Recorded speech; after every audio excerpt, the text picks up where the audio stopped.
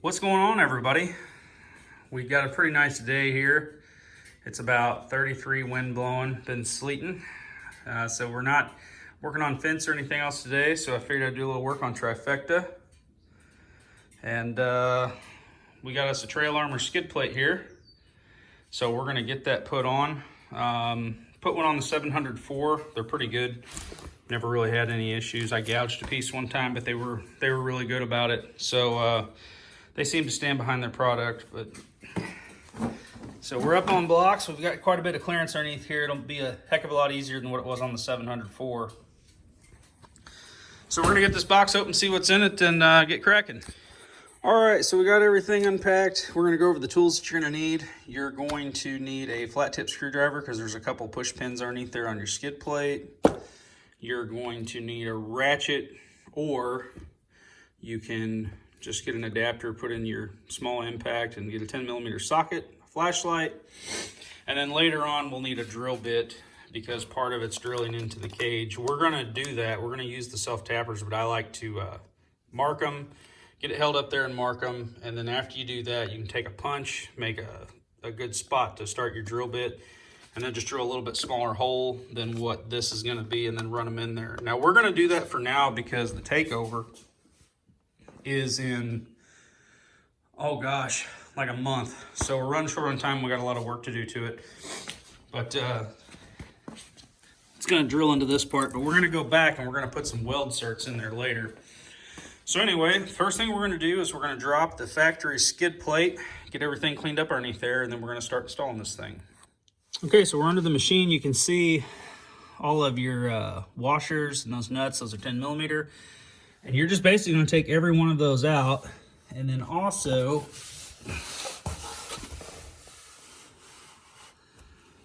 there's a push pin here, and I think there's another one somewhere down the way.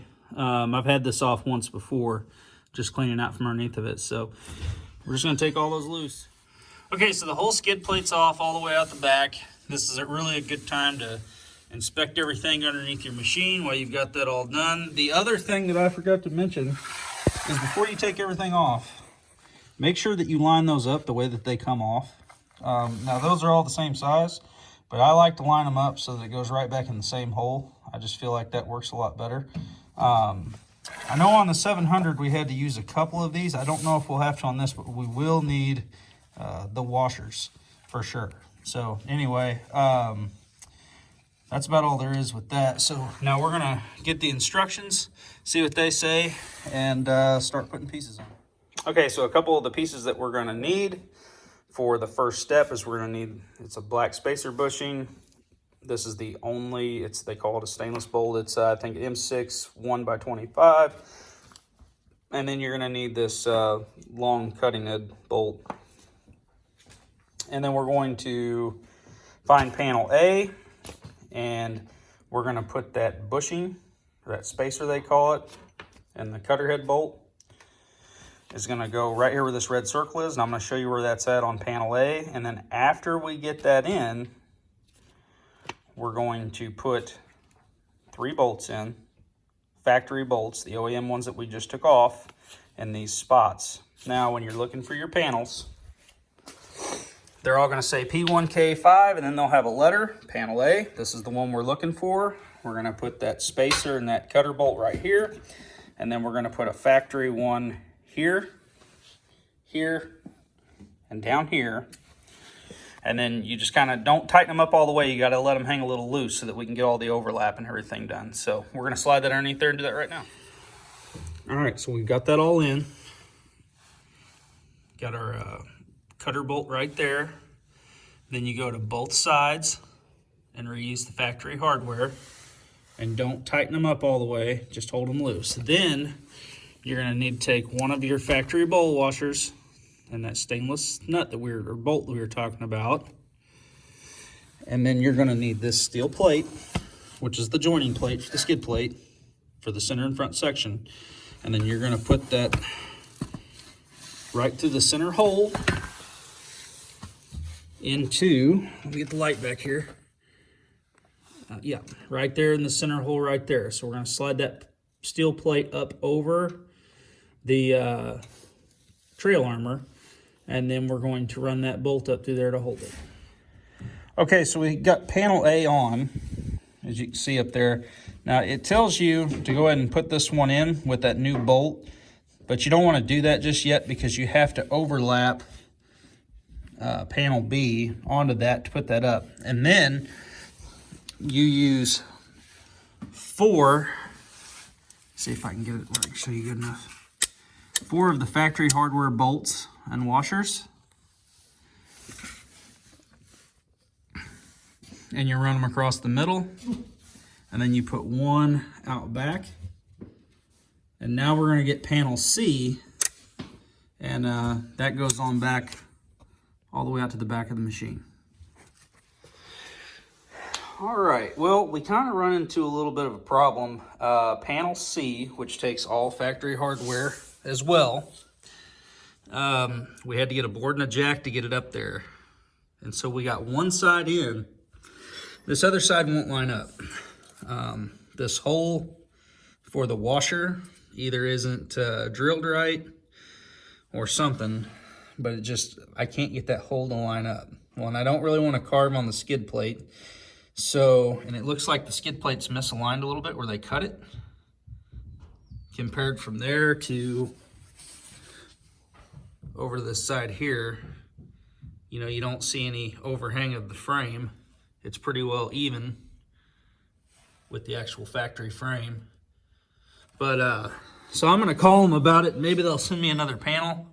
I'm gonna go ahead and get this one on though, so that it's done for today. So anyway, what we're gonna do is, let's get up here.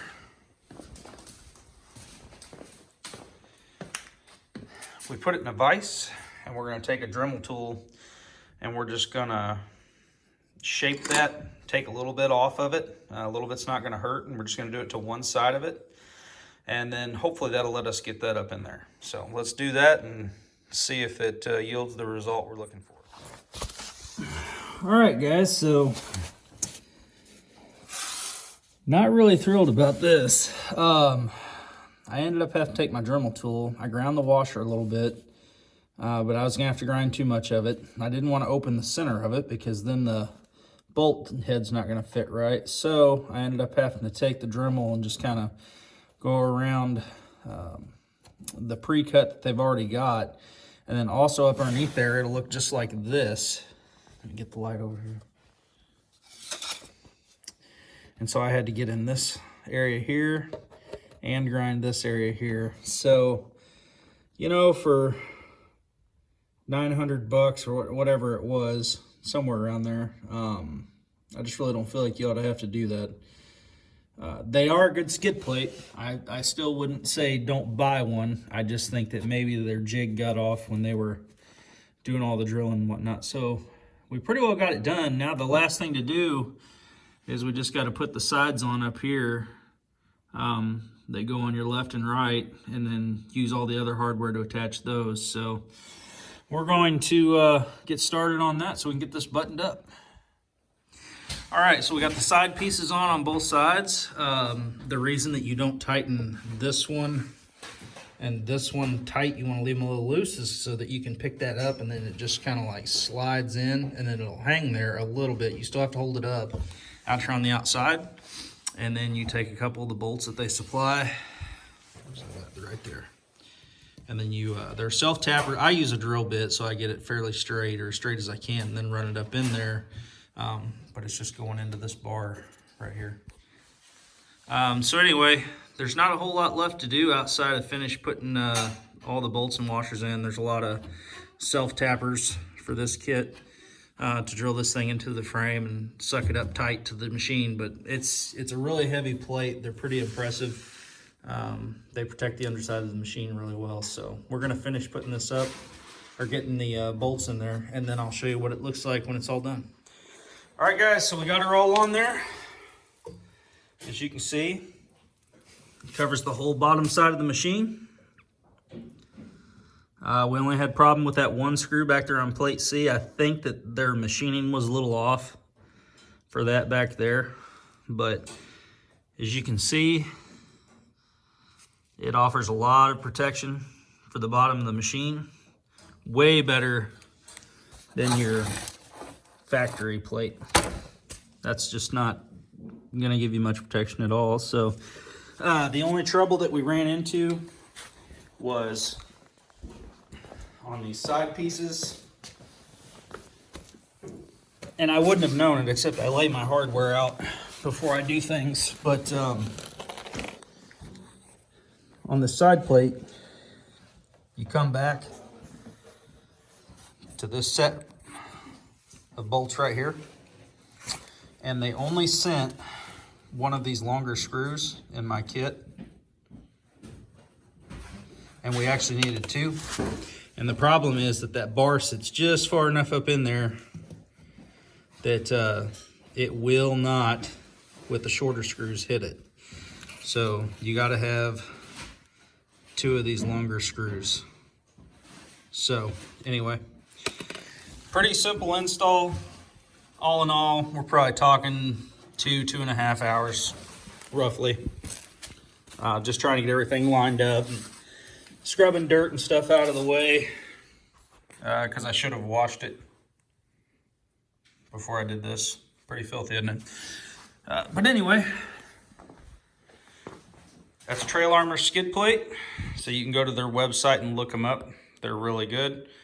And that's it for today. So until next time, keep the wheels rolling, guys.